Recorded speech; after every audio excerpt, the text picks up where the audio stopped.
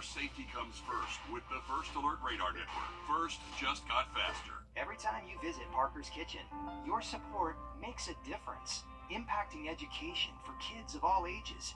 And none of this happens without you. Live from Augusta, you're watching News 12 at 6 o'clock. The first day back to school is in the books for some of our South Carolina students. We check in with school leaders and parents. Plus, parents at Bel Air Middle School are getting a progress report tonight on construction delays there, and city leaders are talking trees over on Telfair Street. We're live at both those meetings going on right now. Good evening, I'm Richard Rogers. And I'm Zana Halliburton. Talking about back to school, parents, listen up. The week ahead will be another wet one. Let's check in with First Alert meteorologist. Matt, also tonight, neighbors in Glasscock County mourning a former student athlete who died over the weekend. The sheriff's office says 19-year-old Dee Gilmore was involved in a crash Saturday morning on Highway 24 East outside Louisville. The sheriff's department is helping host a memorial event and remembrance in honor of Gilmore in the town square at 7 o'clock Wednesday evening. New details about the suspicious death in Aiken County. A viewer sent us this photo of deputies at the scene this morning on Vaucluse Road and Sin Street north of Graniteville. The coroner says the victim, 46-year-old Billy Reedy Jr., was found by a deputy patrolling the area after they found a car on the side of the road. While looking into the matter, they found Reedy shot and lying in a wooded area down an embankment. No word yet on any suspects, but if you have any details, you are asked to call the Aiken County Sheriff's Office. A community meeting happening right now to talk about the removal of these trees on Telfair Street in Augusta. That meeting is just getting underway at the top of the hour over at Heritage Academy. Those trees are on the chopping block as part of a road widening project downtown. Commissioner Jordan Johnson says the aging infrastructure leaves those sidewalks cracked and roads in really bad shape, and that can lead to flooding. But people there in the area say the trees are historic and they provide much needed shade, and you can see the turnout there. Well, I'm passionate about the trees in Augusta. Our garden city is getting destroyed by some of the recent engineering activity downtown, and all you have to do is take a trip up Green Street or Telfair and soon to be Broad, and you would want to cry. So once again, that meeting is happening. You get a huge turnout there as those folks talk about those trees and whether they can be saved. That's going on at Heritage Academy. You still have time to make it there if you want to go. Also happening right now, their middle school parents are getting a progress report on construction for the new school. Just days ago, we told you that the new school would not be ready by August 6th for their first day of school. Until it's ready, students will go to the old Langford Middle School. School leaders say bus transportation to the temporary campus on Walton Way will be provided. So if you have any questions or concerns, you do have time to make it to that meeting. Again, that's happening at Bel Air Elementary. We're tracking it for you. We'll let you know what comes out of it later this evening. In just a couple of weeks, the first group of students will be back in class in Richmond County, and the district is hoping to have more than 100 positions filled to welcome those students. As Julia Savage reports, the district and the community are looking to turn things around. I believe that I can make a difference. Ingrid Scurry says the job opportunity is more than just filling in for the teacher. My daughter graduated from Laney High School. Been a volunteer with the JROTC program. Enjoying being around the kids and just want to help the school system out. Scurry says she hopes to be a mentor to as many kids as possible. She says she already has her foot in the door with the kids. I earned the nickname Ma-ing from the kids at Laney. Just want to be able to, have that smile for them. If I see them doing something I think that they can do better, hey, kind of like that motherly figure. Scurry and others are looking to fill the gaps in the classroom, a subject the Richmond County School District still needs help in. Last year, we hired over 900 substitutes for the school systems here in Augusta, Georgia. So we've been able to close that loop for the teacher needs here in Augusta. So this year, our goal is to reach even higher to about 1,100 subs. The district still has more than 90 open or pending applications on its website for certified teachers. Several of those are in case enrollment is higher than expected at some schools. They also need another 20 bus drivers. But despite all that, the routes are covered for the first day of school. Curry hopes to be there and help fill some of those holes, one lesson at a time. Just sometimes they need a mentor. And there is another hiring event set for next Wednesday. That'll be from 2 to 5 over at the Board of Education building downtown. How soon is too soon? Summer break is over for some of our districts in South Carolina. We head back to school next on News 12. We are going to keep things more on the isolated side for rain chances tomorrow, looking like elevated rain chances do arrive by Wednesday, finishing off the week. We'll look at that coming up next. Time and Temp, brought to you by your First Alert weather team. 90s. You know, summer vacation is flying by fast. Class is already back in session in South Carolina, where they operate a year-round format. So, how are students settling in? Our Audrey Dickerber caught up with parents from Midland Valley High School. Today's the first day back for Aiken County schools, and they've seen quite a few changes these past few years, between switching to year-round school to growth in the community, bringing in more students. But regardless of these changes, they say they're excited and ready to have students walking through their doors again. It's now that time of year again to hop on the bus and back into the classroom. These are the best kids around, the best kept secret in the CSRA. They've been preparing for the first day, but have had less time to do it. You have a little bit of a shorter summer, and just the adjustment is trying to get everything prepared and to make sure everything's good to go. And we put in a lot of hours.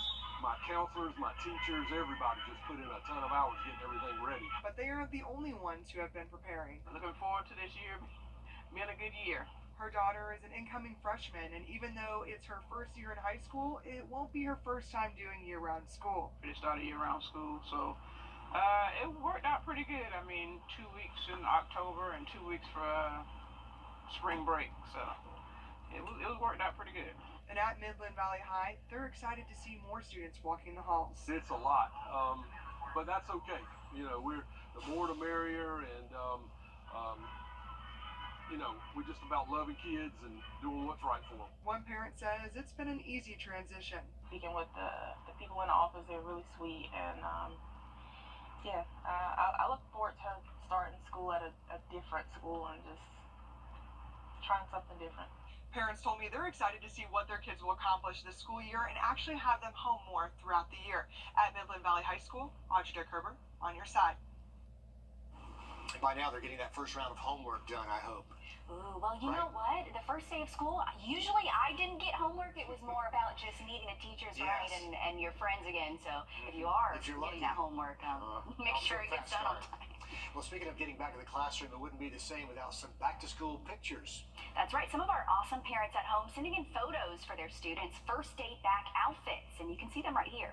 We'd love to see your student heading back to class. We were making it really easy for you. Just scan the code right there on the screen, and that way you can submit any pictures about the first day of school in your family. And good luck if you're heading out sometime soon. I'd love to see all of the smiles there on the photos. It's That's early, a good Mom. sign. It's early. Do I really have to do this? Okay, it may be 90 degrees outside, but one group has their sights set on Christmas already. Next on News 12, why shopping now supports our community. First Alert.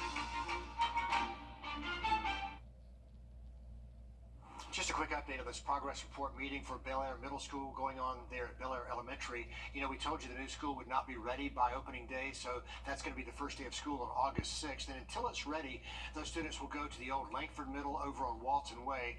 And now we're learning this meeting is not being live streamed out to the district website because there's an outage in the area. But those leaders are going to tape all this, record it, and then upload that recording to the district website. That'll be later tonight. Just in case you missed this meeting, we'll let you know what comes out of it tonight at 11. Zaina?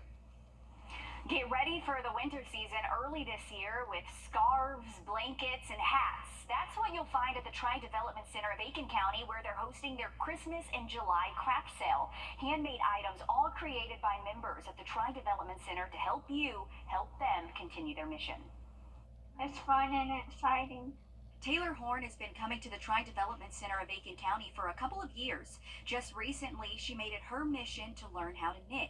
Now she has multiple handmade items that you can use at home.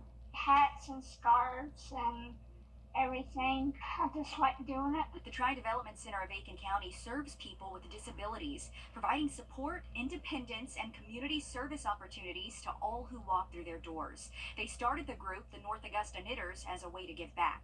It really helps with their sense of independence, making a difference in the community. not only making a difference in the community, but making a difference in their lives. For Taylor, she can make one hat in just minutes and about 3 in one day. You have to roll it, and you have to make sure all these things go around, and you have to make sure that you don't drop no stitches. The Tri Development Center is a nonprofit organization, so fundraisers like this really make a difference. Taylor says she enjoys knowing what she creates is going to someone else. It makes me feel happy and exciting and joyful. And certainly in that room, there is just pure talent. Yeah. Pure talent, I love beautiful that. to see. The North Augusta knitters will continue making these items year-round, so you can call their North Augusta location to place an order or even make a request.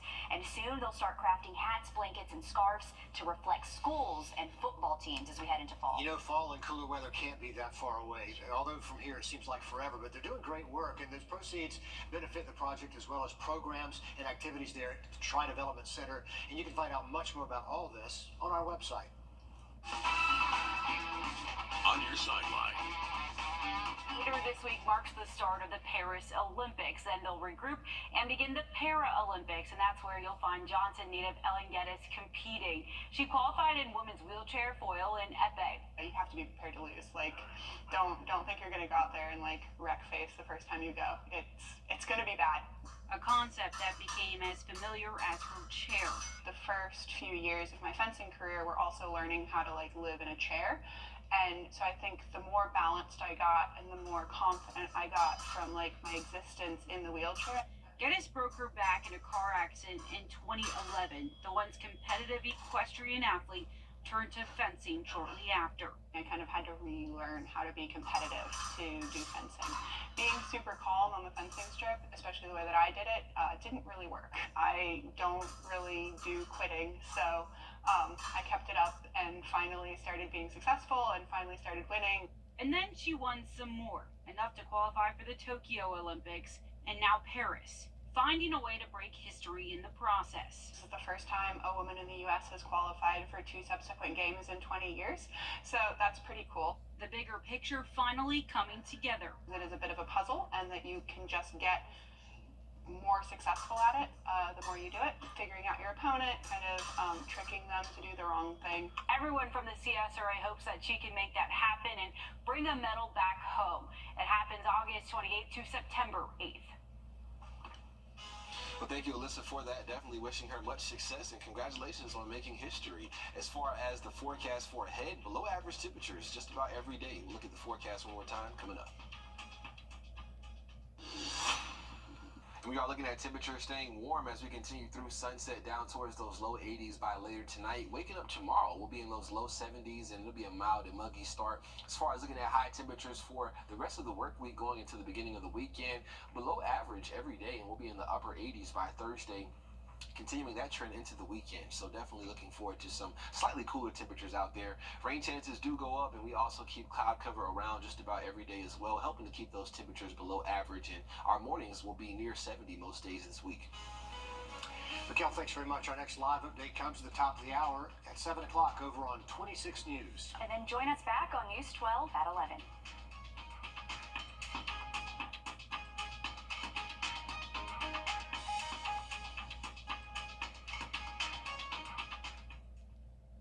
At the CBS Evening News, we focus on solutions, finding solutions to help people understand what are the right choices to make for you and your family.